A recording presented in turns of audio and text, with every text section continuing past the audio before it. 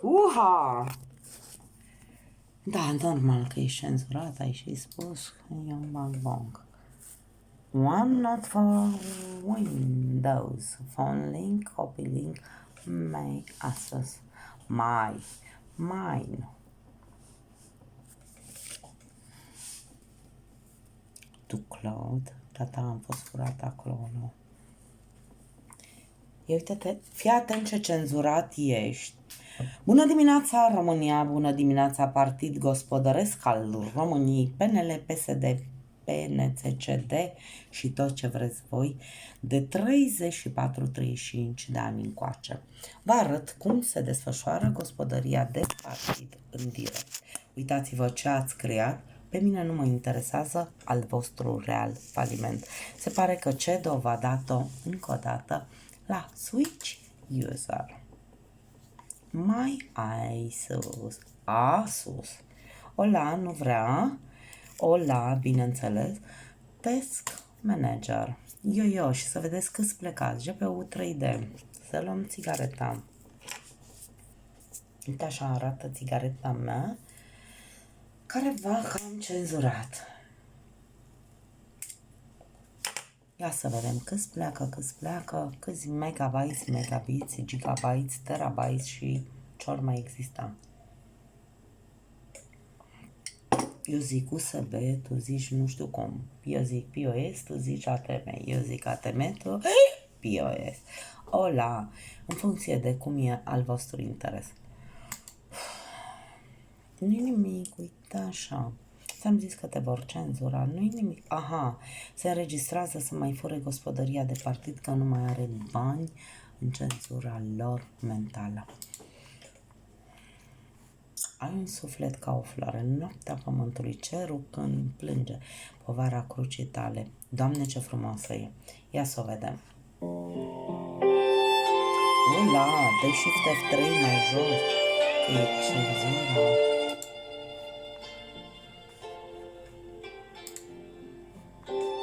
Povara crucii tale, Iisuse, pornind pe calea unui misticism mascat, când soarele pe cer n-a mai stat, cu sataniștii Dumnezeu nu s-a mai jucat și a pornit un joc de pedepse total abstract. Să dăm mai așa să se vadă. Nu am mai vrut. Crucea pe care a stat Iisus răstignit într-o prăpastie pe sataniști e izgonit. În fața lui soarele nu mai pârjolește. Pardon, s-a dat prea repede și eu știu foarte clar ce era. Luna pe cer, ceva de genul ăsta era. Luna printre stele.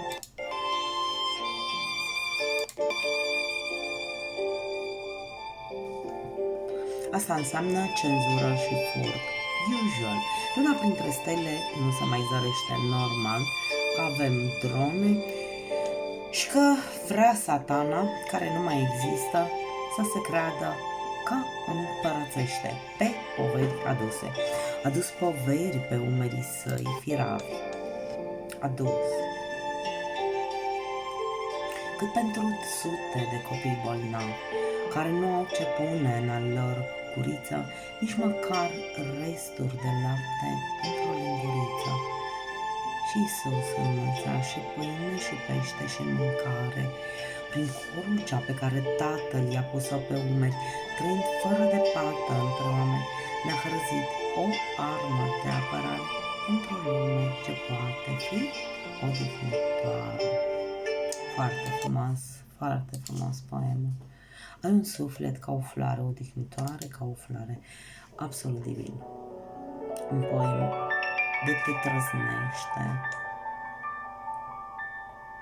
Iau ce frumos.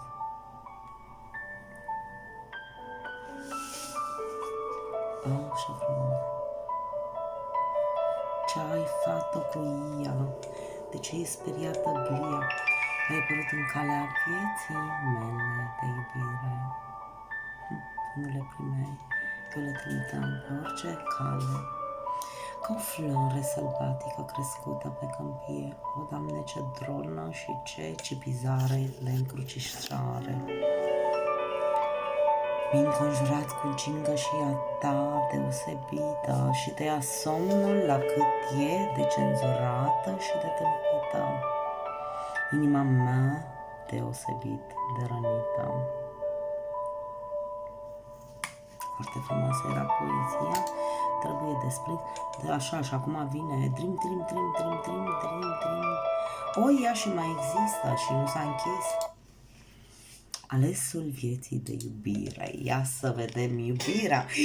Rozul alb și roz. Oh, asta ți-o luat. Se vede tot? Asta e, cred că ultimul poem. Și nu mai plânge, repetentule. Ți-am spus să cobor și să nu te mai iei după ei. Stai un pic, că trebuie să mai întrag un pic de gură mentală. O, da. N-am încotro.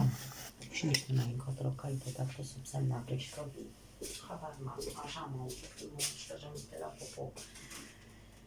Mă cam întâlnit, că vei cobor. Ca un copil mă plâng, mama îmi trag ceva.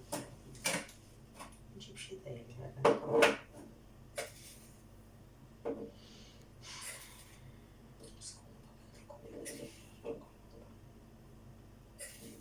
mamă, dar vei contra. Încearcă și eu să fac account-ul.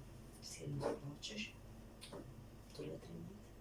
Nu, ele picat în pitele că eu te aud când ți-am zis să nu te mai faci.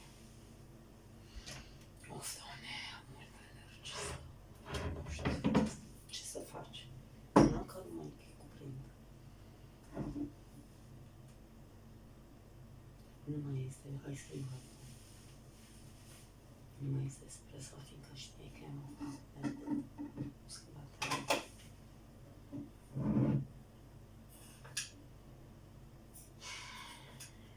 Ce să-ți fac? Că este mortală dacă e arabica. Vezi că e cafe macchiato, cafe imaginato, cafe retardato, cafe. Unde închide-te?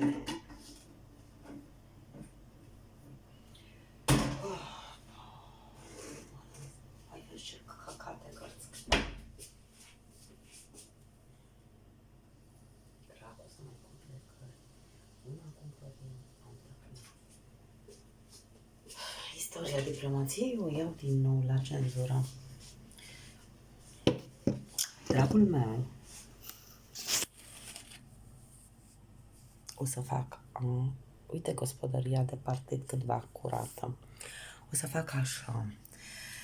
Nu știu în ce măsură mă vezi, nu știu în ce măsură vei auzi melodia, vei citi poezia, cum spun ele. Eu îți voi citi din poeme obișnuite pe această melodie, nu de alta, dar trebuie să fie o frumoasă învăluire, o acoperire a ceea ce numim noi artă, iar ei o minte retardată. Ai văzut cât de împăunată este ministăreasa moldovenească, moldovinismul ei de româncă mult prea grasă și infatuată, securistă a vreunui torționar din Ucraina, plecat în Moldova pentru a rupe și Transnistria și Găgăuzia și pe Maia. Maia înseamnă plămadă. Odobescu înseamnă vin adevărat. Doamne, ce ați mai creat? Nu mai contează. Eu voi da această melodie absolut minunată o altfel de câmpie. Poezia pe care ți-am trimis-o. Dragobete deja se știe și este arhifurată. A fost scrisă toată cu artă. Am redescoperit-o pe OVX 7 era, deci îți recuperasei Lilia Ciocărlia. Voi citi, dragul meu, pe poemul lui Ovi Iubi, Alesul vieții de iubire. Singurul om care mi-a întâlnit vreodată din cavalerism a săvârșit a lui adevărată artă. Un poem care era început și numit Clepsidra iubirii. Inspirat la creație dintre misticism și prezent, Domnul adevărat este în minuni, uitat și absent, dar prin clepsidra iubirii venită din infinit, împăratul tuturor este numele bărbatului dorit. El a revărsat înțelepciunea divină într-o iubire, ce nu mai avea șansă spre o reală reuniune, și prin inteligența de copil matur și strengat a dăruit mamei și tatălui divinul iubirii har. Harul iubirii infinite s-a revărsat peste omenire. Domnul adevărat a sfințit cerul cu multă împlinire și, regăsind puterea de a concepe planuri divine, a scurs tot nisipul din clepsidra închisă cu iubire. Pentru că nu vreau să fie totul gata, de gata pe de-amaca, voi bea o gură de mes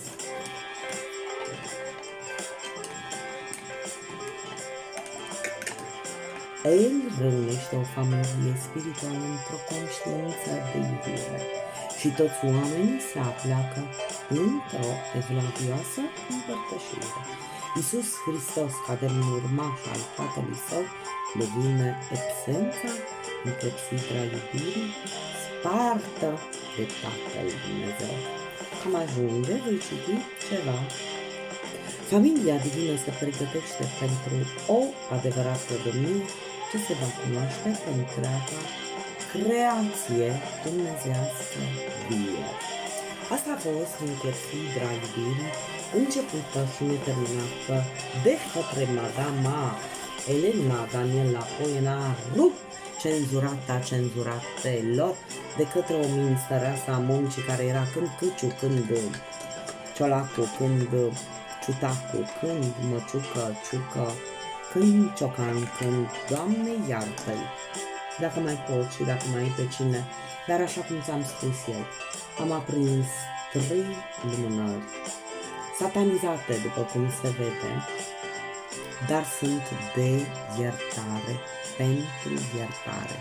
Deveniți ea, nu care destramă România, ci iubirea, puritatea, bunătatea pentru a aduce copilăria într-o Românie extrem de educată, nu cu minte de retard, pentru că retardul vrea prin noua ordine mondială să fie alungat de un cenzurat, un creator. O, Doamne, ce ne trebuie, post-mortem devine mai valoros.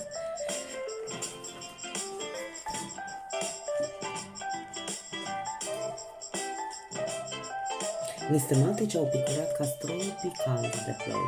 Hai să vedem ce mai putem. Atenție că este... ca să dormim.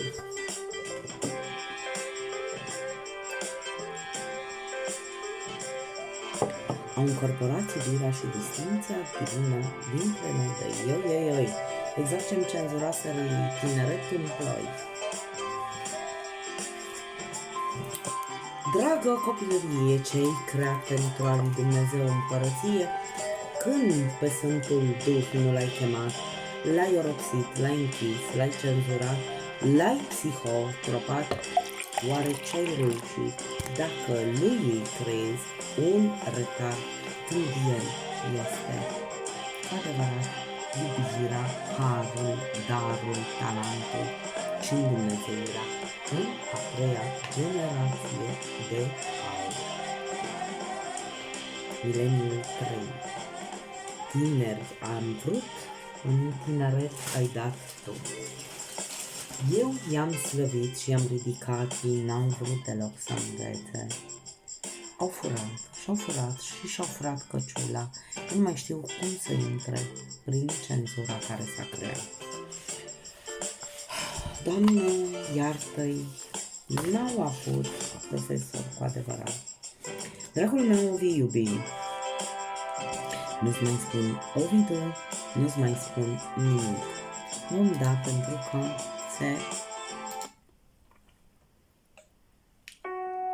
îți citesc pe primul nostru poem despre nevoia dintre noi. Ia uite, ai un șarpe în ochi, fii atent. Despre nevoia dintre noi, nevoia ta de a fi cu mine, nevoia mea de a fi cu tine, nevoia tuturor timpurilor de a nu fi noi împreună, pentru că am crea nu o cenzură, ci artă și îndumnezeire și cultură. Ce nevoie avem de cultură când noi nu mai știm de agricultură, ce nevoie avem de dragoste și artă când noi avem cuvântul dat prin cenzura toată, ce nevoie avem noi de porumbei de Sfântul Duh. Oh, Doamne, eu acum nu stau decât într-un papuc, își spun ei. Oh, hai să-i mai dăm un ultim cuvânt, doar, nu mai cântă ciocârlia, iar Sfântul Duh părăsește până și câmpia. Nu-i așa? Pentru că poezia mea este interminabilă și pentru că nu-ți mai dau posibilitatea să furi, ci creezi în spiralat pentru Ovidiu, acel porumbel minunat, care este un patriotism desăvârșit, de o cultură incontestabilă, umor grotesc, comic, negru, alb, alba neagră în cenzura mondială. Ai văzut destul? Te aștept seară de seară în pragul iubirii mele. Ce te poate ridica mai sus de licărit de stele? Se pare că ai și zarea și cenzura și ziura și că ar trebui să devii un mareșal om frumos.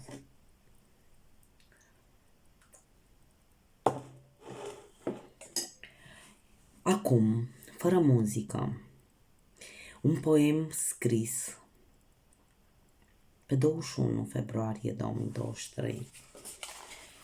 Nu scrie că l-aș fi postat pe undeva, nu scrie că ar fi fost furat. Îl vrei?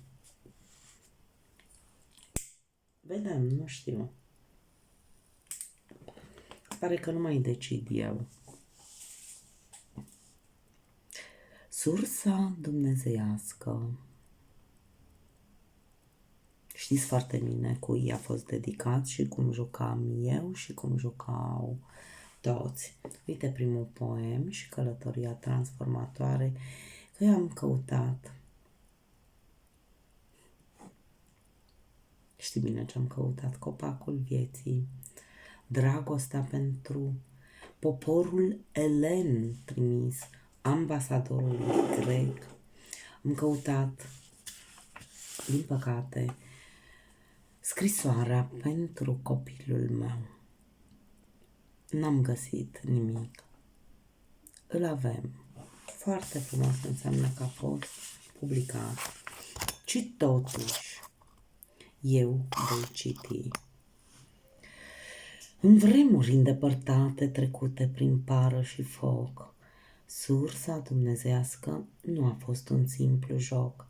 A fost gândită pentru pentru salvarea firească a omenirii, printr-un divin bărbat care împărțea șansa vindecării. Mai o gură de nes că n-am încotro.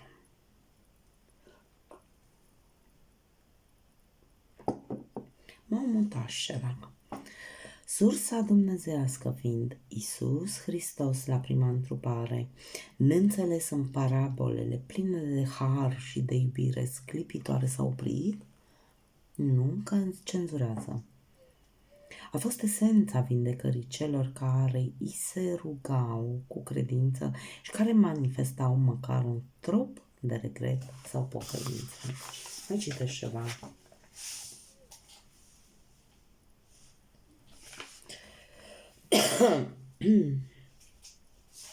Dar Răbdarea dumnezeiască atât de lungă și de neînțeles, în timpul divin care de câțiva ani pe însănătoșirea purcesc, a devenit ca o haină ponosită a celui ce devine împărat, peste lumina divină revărsată, peste un pământ vindecat.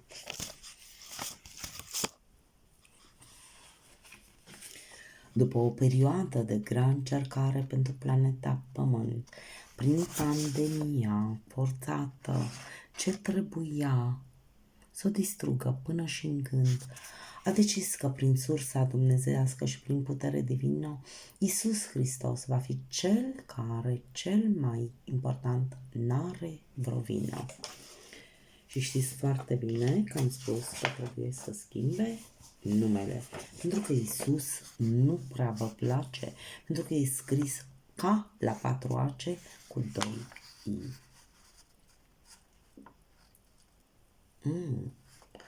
În grădina Maicii, pusă la picioarele lui Iisus, vindecarea este dăltuită din tumultul trecut de mult apus, dar realizarea vindecării prin sursa care împrăștie vindecare dumnezeiască și divină va fi întâlnită pe orice mică cărare, virgulă, puncte de suspensie și se termină. Sfințenia împărtășită cu întreaga omenire prin evlavia acum copleșită va fi esențială într-o vindecare profundă, desăvârșită, sursa dumnezeiască iubitoare, blândă și infinită, luminând universul și țara noastră cea etern sfințită, absolut divină, ca și foarte, foarte, foarte multe poeme. Și pentru că am și Fioricanția iubirii postată pe profil, la 21 februarie 2023 n-am mai scris ora ca de obicei, scriam poemul Iubitul din timpul infinit. Foarte mișto. În care măltioasele gesturi pline de amintiri din vieți anterioare să ne subjuge inimile însuflețite, să le purifice ca pe pure izvoare, din care să sorbim în timpul divin trăit în prezent nectarul dulce al dragostei prin fiecare pol polivalent, ce ne va trimite în universul înfocat al iubirii pasionale, și vom trăi o viață de împlinire ca frumoasele cale roșii cale. Este pusă alte roșii cale. Cineva a încercat să facă... Ia să vedem finalul. Iubitul meu din timpul infinit m-a sărutat pătimaș cu foc, născând în firavele mele simțăminte crescătoare spre stele, cele mai diafane aripi spre el și spre împlinirea viselor mele. Uite ce ți-am dat acolo. Cleo a ta pentru cel mai cel din steaua mea. Iubi, n-am cum să-ți dau decât așa. Eu scracra, cenzura uzată. Și dacă doarme vezi,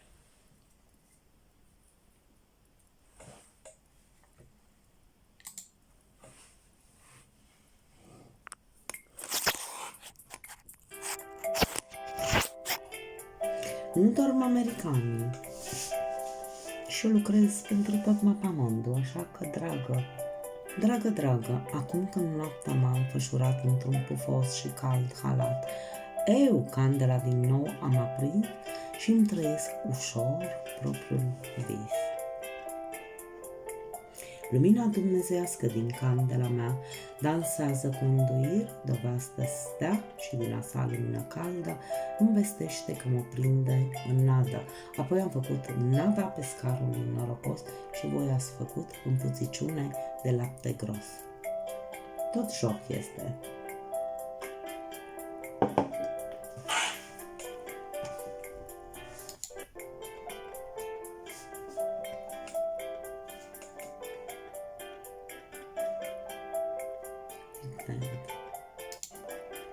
O, da, ce e? Aici era Tatăl Dumnezeu. Lumina diafană în care era învăluit de teamă și spaimă m-a năucit, căci Dumnezeu a coborât cu mine pe acest pământ, fiindcă în lumina strălucitoare i s-a părut că sunt o floare. Dumnezeu cu drag mi-a explicat că azi învestește un împărat. Lumina dumnezeiască nu va lipsi, oricât de mult împărăția va tăini, căci ea luminează orice simțire, orice trup, orice privire. Lumina dumnezeiască. Ovii, uite-te cât de cenzurată este această casă, cât de mare pare. Are vreo 80 de metri pătrați, nici de cum este în schema dată de către cenzura comunistă. Și acum voi pune așa, poate mă vei vedea.